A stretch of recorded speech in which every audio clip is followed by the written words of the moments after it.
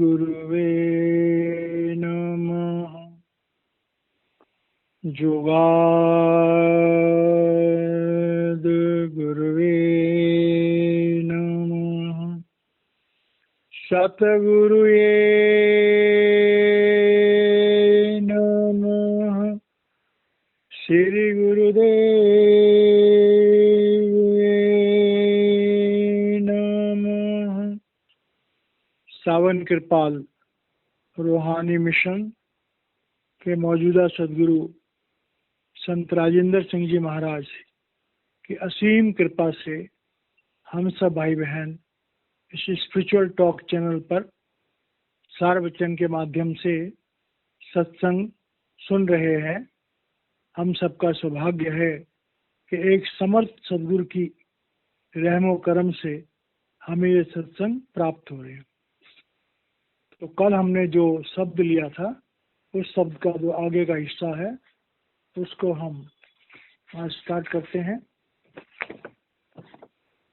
सतगुरु शरण गाहो मेरे प्यारे, कर्म जकात चुकाए।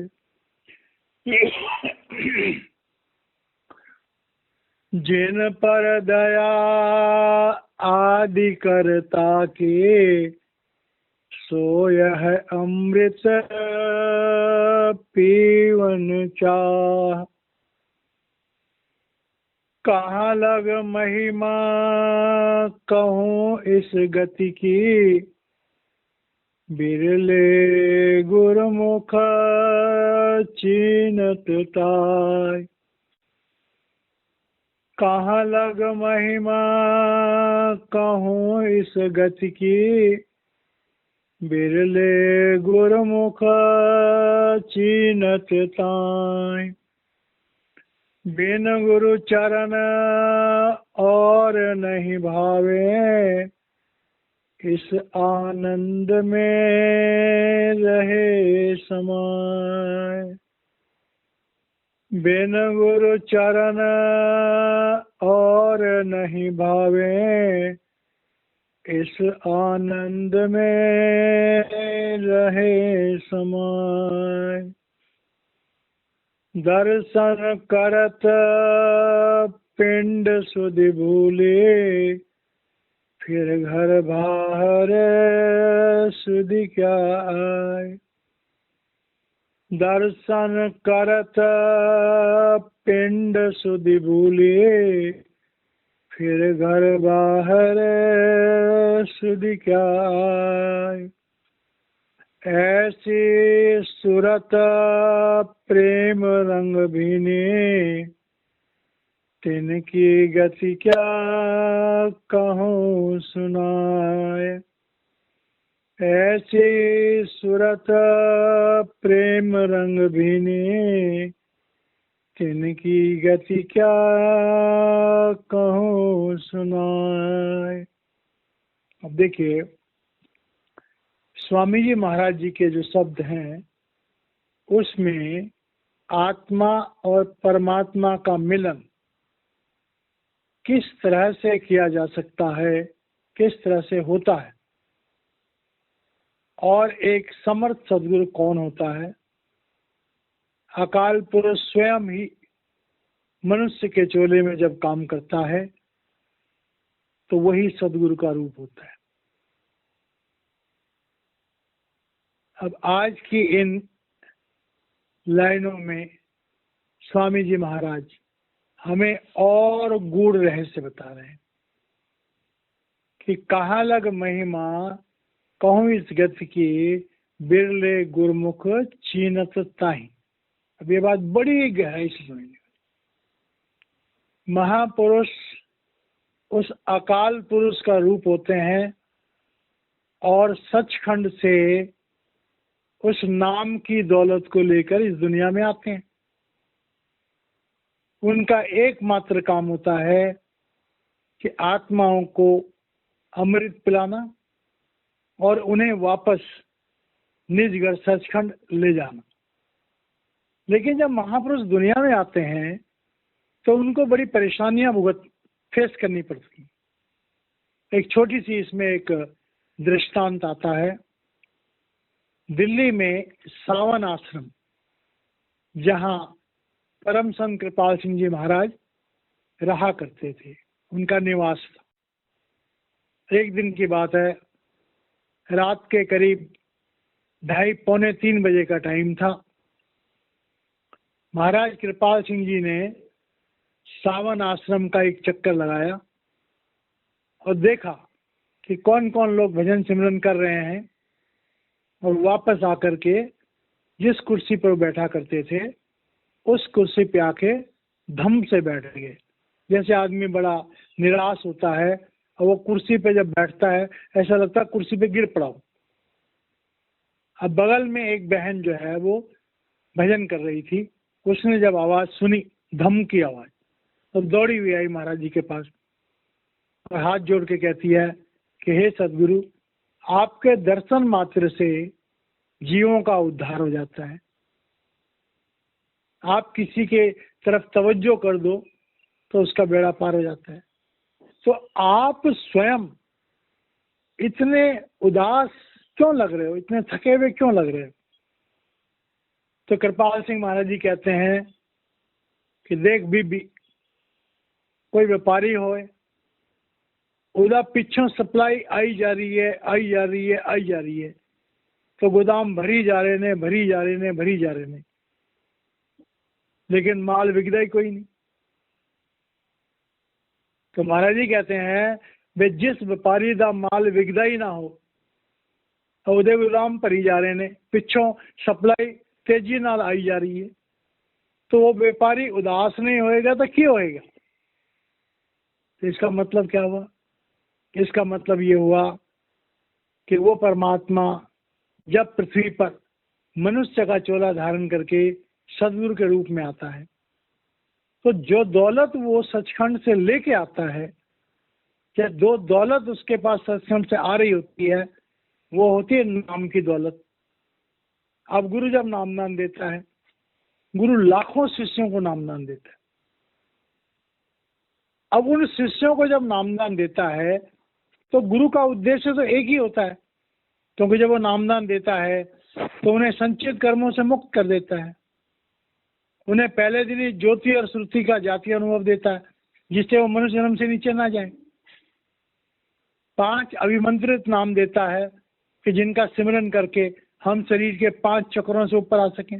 मूल चक्र, इंद्रिय चक्र, नाभि चक्र, हृदय चक्र, कंठ चक्र को क्रॉस करके आज्ञा चक्र पर आ सकें, और आज्ञा चक्र पे अपना नूरी स्वरूप स्थापित कर देता है और कहता है भाई रोज तुम आज्ञा चक्र पर आकर के मेरे नूरी स्वरूप से जुड़ो।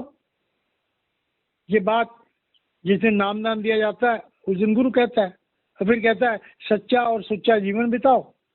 10वांश जो है वो अपनी कमाई का, 10वांश धन का, 10वांश समय का, 10वांश तन का, 10वांश धन का, 10वांश मन का, इसे परमार्थ में लगाओ। अब लोग क्या होते हैं कि भाई जिज्ञासावश गुरु के पास नामदान लेने तो चले जाते हैं, लेकिन आध्यात्मिक तौर से सचमुच में उस अवस्था तक बड़े कम लोग होते हैं। और यही कारण होता है कि बहुत सारे लोग नामदान लेते हैं लेकिन बिरला। जैसे गीता में भगवान कृष्ण ने भी कहा है कि भाई हजारों लोगों में से कोई एक लोग होता है जो धर्म के रास्ते पर चलना चाहता है, और ऐसे हजारों लोगों के बीच में कोई बिरला होता है जो उस परमात्मा को प्राप्त करना चाहता है। तो यहाँ पर स्वामी जी महाराज कह रहे हैं कि कहाँ लग महिमा कहूँ इस गत की, बिरले गुरुमुख चीनत ताई। यहाँ पर स्वामी जी महाराज बड़े अफसोस के साथ कह रहे हैं, और ये अफसोस स्वामी जी महाराज जी नहीं कह रहे हैं, ये अफसोस बाबा जयमल सिंह महाराज जी ने भी किया, ये अफसोस हुजूर बाबा सावन सिंह महाराज जी ने भी किया, परम संत कृपाल सिंह जी महाराज जी ने भी किया, दयालपुर संत दर्शन सिंह महाराज जी ने भी किया, और आज भी मौजूदा सदगुरु संत राजेंद्र सिंह जी महाराज इसी बात को कहते हैं। तो एक दिन सत्संग में वक्त के मौजूदा सदगुरु संत राजेंद्र सिंह जी महाराज अपने सत्संग में फरमा रहे थे कि मैं संसार में 50-60 से भी ज्यादा देशों में घूमता रहता हूँ, सारी जगह संगत है, लोग परमार्थी हैं, लोग प्रभु को चाहने वाले हैं, नामदान भी लेते हैं। लेकिन मैं जहां भी जाता हूं, ज्यादातर लोग क्या मांगते हैं? मेरी बीमारियां दूर हो जाएं, मेरे बच्चे राजी रहें, मेरी नौकरी में तरक्की हो जाए, मेरी शारीरिक बीमारियां दूर हो जाएं, मेरे रिश्तों में जो प्रॉब्लम आ गई वो ठीक हो जाए, मेरे जो केस चल रहे हैं वो ठीक हो जाए। तो वक्त के सदगुरु संत राजेंद्र सिंह महाराज जी कह रहे थे कि कोई विरला इंसान होता है जो कहता, महाराज जी आपने नामदान दिया था, मैंने ये तरक्की करी है और मैं यहां तक पहुंचा हूं। कोई विरला। तो महापुरुष जब दुनिया में आते हैं वो नाम का बीज तो दे देते हैं, लेकिन उस नाम के बीज को फलीभूत करने के लिए 4 अवस्थाएं होती हैं। पहली अवस्था होती है एक नाम गुरु भक्ति कर, गुरु के प्रति सच्ची आस्था। जन्म दूसरे नाम। और दूसरी अवस्था जो होती है वो होती है कि हम नाम से जुड़े, अंदर के शब्द गुरु और नूरी गुरु से जुड़े। और जन्म तीसरे मुक्ति पद। और तीसरी अवस्था होती है जब हम गुरु के नूरी स्वरूप के साथ त्रिगुणातीत होकर के सार शब्द में लीन हो जाएं और अहम ब्रह्मास्मि अपनी आत्मा को जानने वाले हो जाएं। और चौथी है कि जब हम प्रभु से एक में एक हो जाएं। तो इस डिससेटिस्फैक्शन को गुरु बहुत दुखी होता है कि जिस दौलत को बांटने के लिए वो दुनिया में आया है उस दौलत को तो कोई मांगता नहीं है, और नामदान लेने के बाद भी दुनियादारी की बातें करते हैं, दुनिया को सजाने संवारने में लगे रहते हैं। तो स्वामी जी महाराज यहाँ कह रहे हैं कि भाई उस गति की, उस नाम से जुड़ने की, उस अनाहत शब्द से जुड़ने की, अंदर में शब्द गुरु से जुड़ने की, अंदर में नूरी गुरु से जुड़ने की, आज्ञा चक्र पर आकर के अपने गुरु के शब्द रूप या गुरु के नूरी रूप के साथ दिव्य मंडलों में सैर करने की जो अवस्था थी, कहाँ लग महिमा कहूँ उस गति की। भाई बहुत सारे सत्संगी भाई बहनों, कोई विरला सत्संगी भाई बहन होगा जो इस बात को अंदर से स्वीकारेगा कि भाई हम जब आज्ञा चक्र पर जाते हैं हमारा शिव नेत्र खुलता है और हम सूक्ष्म शरीर में अंदर की दुनिया में प्रवेश करते हैं और वहां जाकर के हम सूक्ष्म रूप में उड़ रहे होते हैं। इस पृथ्वी पर तो हम पैरों से चलते हैं, हम इस पिंडी शरीर में उड़ नहीं सकते, लेकिन हमारा जो सूक्ष्म शरीर, अंडी शरीर है, वो उड़ सकता है। कई भाई बहन है जिनको भजन सिमरन करते समय अंदर में उड़ान भरने की, अंदर में उड़कर एक जगह से दूसरी जगह जाने के अनुभव होते हैं, तजुर्बे होते हैं।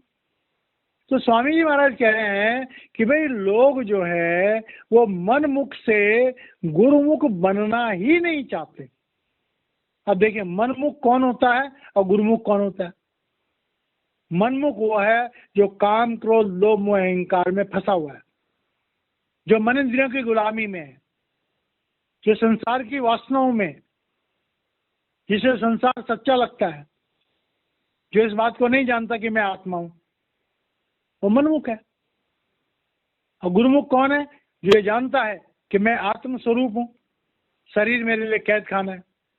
उसके जीवन में नम्रता होती है, उसके जीवन में विरक्ति होती है, उसके जीवन में दया होती है, उसके जीवन में पवित्रता होती है, उसके जीवन में मिल बांट कर खाने की, परमार्थ करने की भावना होती है।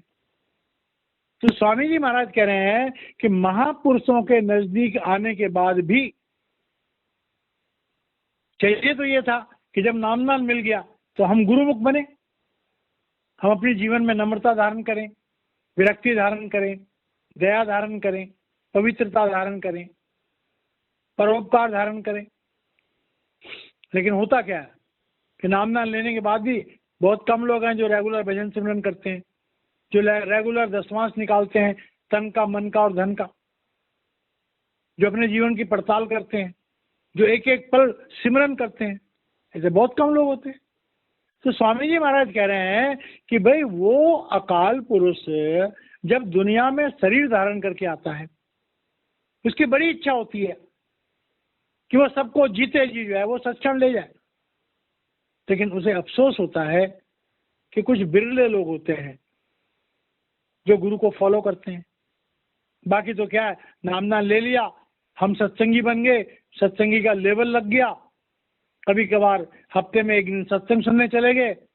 बड़े कम लोग होते हैं जिनके घरों में सुबह शाम दोनों टाइम सत्संग चलता है, जिनके परिवार के लोग मिल करके भजन सिमरन करते हैं, बड़े कम लोग होते हैं।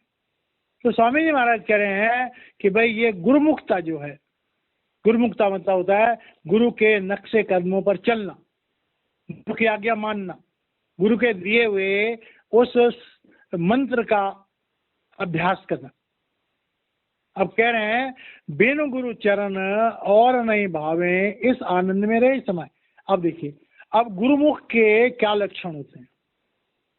मनमुख के तो है ही है, सब जानते हैं कि दुनिया के लज्जतों में फंसे होते हैं।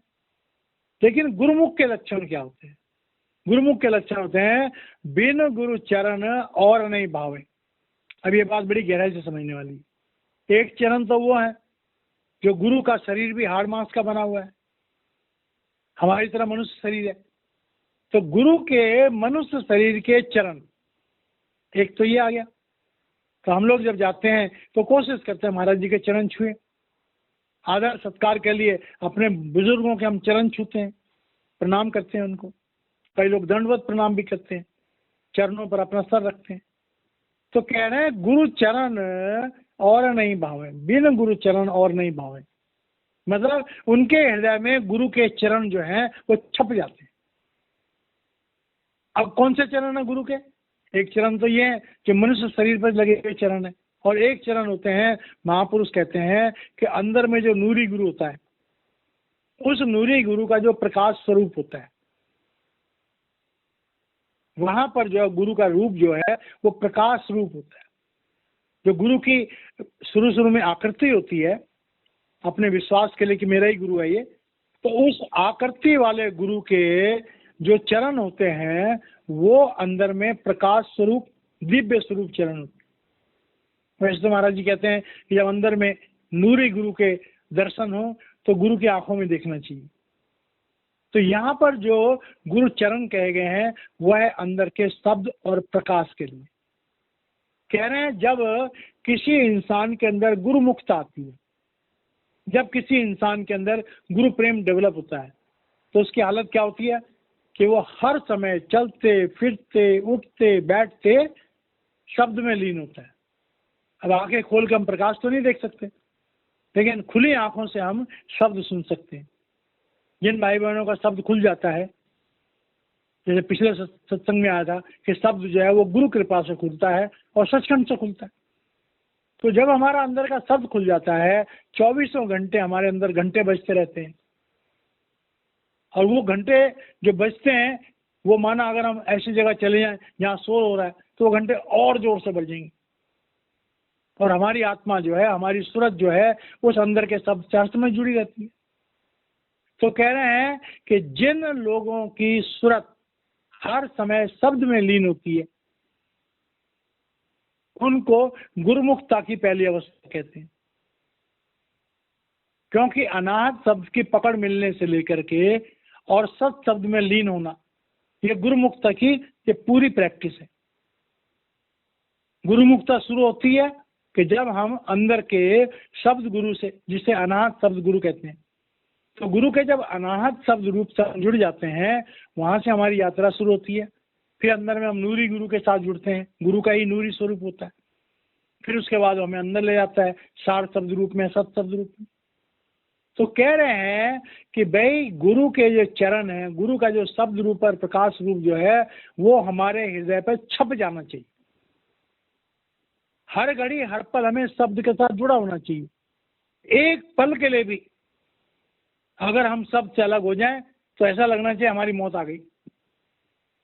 जैसे मछली पानी के बिना नहीं रह सकती है, ऐसे जो गुरुमुख हैं वो शब्द के बिना नहीं रह सकते।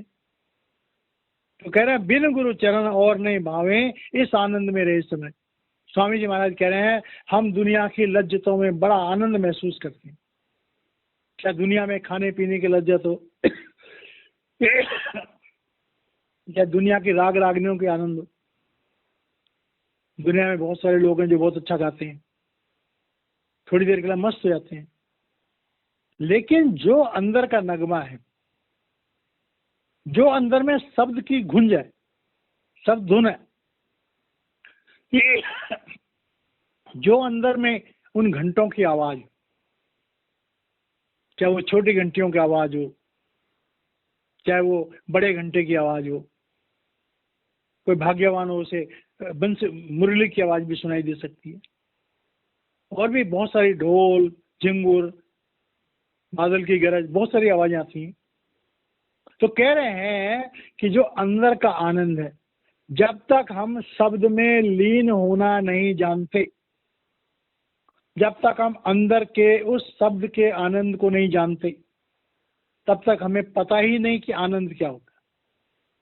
बाहर जो हमें मिलती हैं इन्हें हम लज्जत कहते हैं, इंद्रियों के सुख, चाहे वो देखने की इंद्री का हो, चाहे वो सूंघने की इंद्री का हो, चाहे वो सुनने की इंद्री का हो, चाहे वो चखने की इंद्री का हो, चाहे वो स्पर्श की इंद्री का हो। तो बाहरी जो लज्जत हमें मिलती हैं, कई बार हम उन्हें भी आनंद कह देते हैं, बड़ा आनंद आ गया। लेकिन असली आनंद कौन सा है? जिस आनंद को हमारी आत्मा महसूस करती है। और हमारी आत्मा का जो आनंद है वो सिर्फ शब्द और प्रकाश के द्वारा जो आनंद मिलता है, वही हमारी आनंद, आत्मा के आनंद है। कि हमारी आत्मा का भोजन क्या है? शब्द और प्रकाश, प्रणव की ध्वनि, दिव्य ध्वनि, दिव्य प्रकाश, वो हमारी आत्मा का भोजन है। तो भाई आत्मा का भोजन जब मिलेगा तब ना आत्मा को आनंद मिलेगा, और आनंद के साथ साथ आत्मा जागृत होगी, आत्मा बलवान होगी। तो यहां पर कह रहे हैं कि भाई जो गुरुमुख है, जो सच्चा भक्त है, तो एक तो उसकी पहचान ये है, वो 24 घंटे सबसे जुड़ा होता है। उसे अपने गुरु के सिवाय, अपने गुरु के शब्द रूप के सिवाय और नूरी रूप के सिवाय कुछ भी अच्छा नहीं लगता। तो जिसको वो अंदर का, दर्शन सिंह महाराज जी का भी एक बहुत बढ़िया शेर है कि मस्त कुन साखी मरा के बेहिसाब, मुजीजा बनुमा देह जामे शराब, मन न ख्वाहम मुत्री वो का बालरा, अंदरू नम नगमह चंगोरा बाब।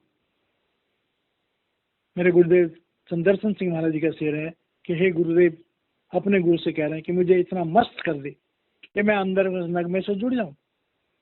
जब मैं अंदर के उस नगमे से जुड़ जाऊंगा तो मुझे बाहर के संसार में जितनी आवाजें हैं, उन आवाजों को सुनने की मेरी कोई इच्छा नहीं रहेगी, क्योंकि वो अंदर का नगमा जो है वो बड़ा ही कमाल का है, वो बड़ा दिलकश है, वो हमारी आत्मा को आनंद देता है। तो बिन गुरु चरण और नहीं भावे इस आनंद में रहे समय, कि पहली अवस्था के रहे। तो गुरुमुख की पहली अवस्था क्या है कि जब वो शब्द गुरु में लीन हो जाता है, जब शब्द गुरु उसके जीवन का आधार बन जाता है, जब हर घड़ी हर पल उसके अंदर शब्द प्रकट होता है, और वो हर समय, खासकर हुजूर बाबा सावन सिंह महाराज कहा करते थे कि जो बड़े घंटे की आवाज आती है वो आवाज बड़ी पावरफुल होती है, और वो हमारी आत्मा को ऊपर की तरफ को खींचती है। आवाजें 3 तरह की होती हैं। एक आवाज होती है जो हमारे मन को रिझाती है, हमारा मन मस्त हो जाता है। दूसरी आवाज होती है जो हमारी आत्मा को मन से अलग खींचता है, जैसे बड़े घंटे की आवाज है और बादल की गरज की आवाज है। तो दूसरी आवाज होती है जो हमारे मन को हमारी आत्मा से अलग करता है, मन से आत्मा अलग होती है, ये दूसरा शब्द है।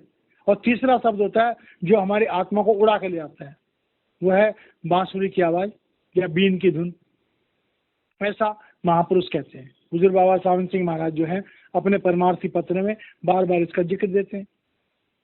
तो स्वामी जी महाराज कह रहे हैं कि भक्ति के रास्ते पर हम पहले अपने शरीर रूप में जो गुरु है उनसे दीक्षा लेते हैं, उसके बाद अंदर में हमारा जो शब्द गुरु है, शब्द गुरु प्रकट होता है जो अनाहत शब्द के रूप में होता है। और शब्द गुरु के प्रकट होने के बाद हमारे जीवन में जब 24 घंटे वो नगमा बजता है, चलते फिरते उठते बैठते, तो जब हम उस अंदर के नगमे में लीन हो जाते हैं तो हमारे मन में जो संकल्प और विकल्प उठते हैं जिनके द्वारा हमारे जीवन में सारी गड़बड़ होती है। हमारे मन में पहले विचार उठते हैं, वो विचार हमारी बुद्धि के पास जाते हैं, बुद्धि उन्हें हमारी ज्ञान इंद्रियों में बेचती है, ज्ञान इंद्रियां स्वाद का रसास्वादन करती हैं, और उसके बाद कर्म इंद्रियां जो है उस कर्म को करने के लिए दौड़ती हैं। तो जिस इंसान का शब्द खुल जाता है वो अपने मन के संकल्प और विकल्प पर उसका काबू होना शुरू हो जाता है। फिर उसके मन में जो भी विचार उठते हैं वो फलीभूत नहीं होते, और अपने क्रियामान कर्मों को नेह कर्म करने के लिए हमारी ये अवस्था होनी चाहिए कि हमारे अंदर जो संकल्प और विकल्प पैदा हो वो निष्क्रिय हो जाए, डाइल्यूट हो जाए, फलीभूत ना हो। तो ये अवस्था कब मिलेगी? जब हम गुरु के शब्द रूप से जुड़ेंगे। तो स्वामी जी महाराज कह रहे हैं कि भक्ति के रास्ते पर पहले हो गया तुम्हारा शरीर में गुरु जिसने नाम दिया, उसके बाद गुरु का अंदर का शब्द रूप, शब्द गुरु। अब जब शब्द गुरु से हमारा कांटेक्ट हो जाता है तो उसके बाद अगली अवस्था होती है नूरी गुरु, गुरु का नूरी स्वरूप।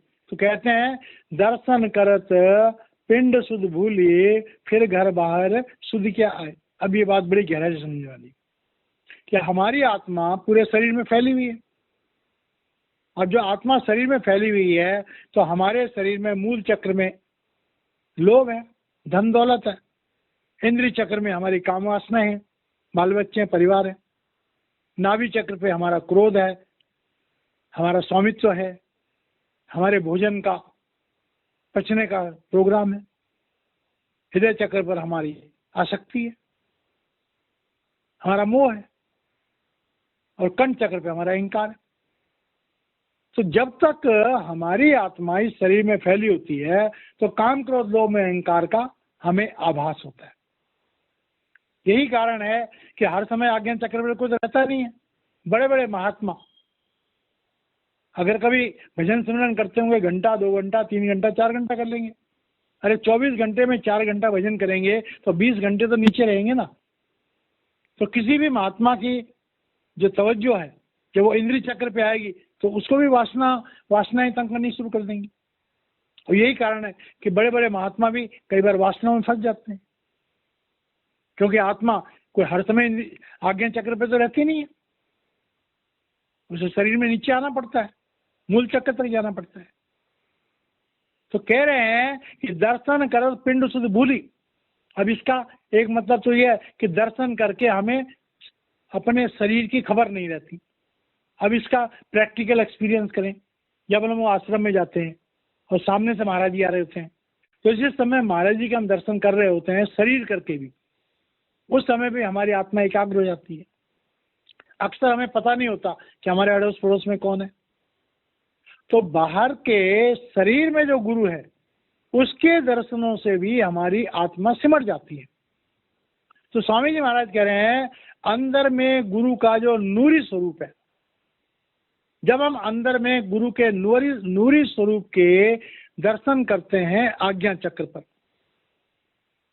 जब हम ध्यान लगाते हैं, अगर हमारी तवज्जो आज्ञा चक्र पर चली भी जाए तो हमारा शरीर तो सुन्न होता नहीं है। शरीर सुन्न कब होता है? जब हम गुरु के अंदर के प्रकाश रूप में जुड़ते हैं, जब गुरु के अंदर के गुरु के नूरी स्वरूप में हम जुड़ते हैं, तब हमारी आत्मा पूरी तरह से शरीर से बाहर निकलती है और आज्ञा चक्र पर एकाग्र हो जाती है। जो भाई बहन भजन सिमरन करते हैं, जो अभ्यास करने वाले लोग हैं, वो इस बात को जानते हैं कि हमारी जो आत्मा है वो पूरी की पूरी आज्ञा चक्र पर तो किसी विरले की आती है। आज्ञा चक्र पर हमारी आत्मा आस्ते आस्ते परसेंटेज के हिसाब से आती है। 2-4-5% आत्मा तो हर भाई बहन की आ जाती है। लेकिन जैसे जैसे कंसंट्रेशन बढ़ता है और हमारी आत्म शक्ति जो है वो आज्ञा चक्र पर एकत्रित होना शुरू होती है, और जैसे जैसे हमारी आत्म शक्ति आज्ञा चक्र पर एकत्रित होती है तो वहां पर हमें गुरु के नूरी स्वरूप के दर्शन होते हैं। तो जब गुरु के नूरी स्वरूप के दर्शन होते हैं तब जाकर के हमारी आत्मा पूरी की पूरी जो है वो शरीर से निकल कर आज्ञा चक्र पर आती है। फिर घर बाहर सुधी क्या है। अब कह रहे हैं कि सच्चा महात्मा कौन है? जो जीते जी मरना जानता है, जिसकी आत्मा मूल चक्र, इंद्रिय चक्र, नाभि चक्र, हृदय चक्र, कंठ चक्र को त्याग करके आज्ञा चक्र पर आती है। जब तक हमारी आत्मा पूर्ण रूप से शरीर को खाली करके और आज्ञा चक्र पर नहीं आती है, जिसे हम जीते जी मरना कहते हैं, जब तक ये अवस्था हमारे अंदर नहीं आती है, तब तक हम पूर्ण रूप से अपने मन को इस्तेमाल नहीं कर सकते। और क्योंकि आत्मा मन के साथ जुड़ी हुई है, इसलिए शरीर से इस मन को अलग करना बड़ा मुश्किल काम होता है। तो मन भी, क्योंकि अंदर में शब्द की लज्जत का, क्योंकि मन भी ब्रह्म का अंश है, मन भी शब्द का रस ही है, लेकिन उसे दुनिया के रस में हमने डुबो रखा है, इसलिए शब्द रस को पता नहीं। जब हम भजन सिमरन करते हैं और हमारा मन शब्द सुनता है, तो उसकी भी शब्द की ख्वाहिश बढ़ती है। तो स्वामी जी महाराज कह रहे हैं असली अध्यात्म तब शुरू होता है जब हमारी आत्मा जो है आज्ञा चक्र पर आती है। पहले शब्द गुरु के साथ जुड़ती है, फिर नूरी गुरु के साथ जुड़ती है, और फिर गुरु के नूरी स्वरूप के दर्शन जब होते हैं, तब हम असल में मन इंद्रियों से अलग होते हैं।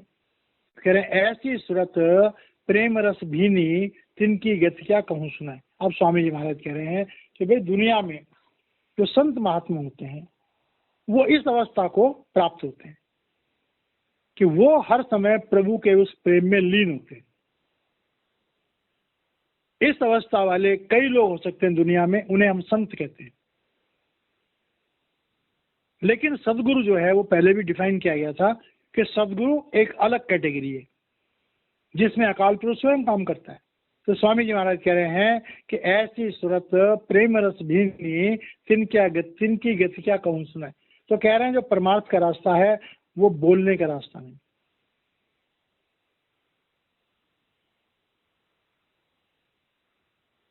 जाने सो बोले नहीं, बोले सो जाने नहीं। जब तक हम प्रभु को नहीं जानते, हम बहुत बड़ी बड़ी तकरीरें करते हैं, बहुत बड़े बड़े प्रवचन करते हैं, लेकिन जब हम प्रभु को जान जाते हैं तो हम मौन हो जाते हैं। तो यहाँ पर स्वामी जी महाराज कह रहे हैं कि असली सत्संगी वही है, असली परमार्थी वही है कि जिसने अपने आत्म स्वरूप को पहचान लिया, जिसने अपने गुरु के शब्द स्वरूप और नूरी स्वरूप को पहचान लिया, और जो आज्ञा चक्र पर आकर के अपने गुरु के नूरी स्वरूप के साथ जुड़ गया, वही असली परमार्थी है, वही असली सत्संगी है।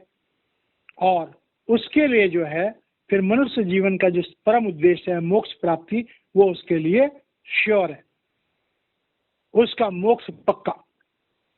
तो इस गति को हर मनुष्य को प्राप्त करना है। और जो भाई बहन सत्संग को सुन रहे हैं उन सब के लिए मैं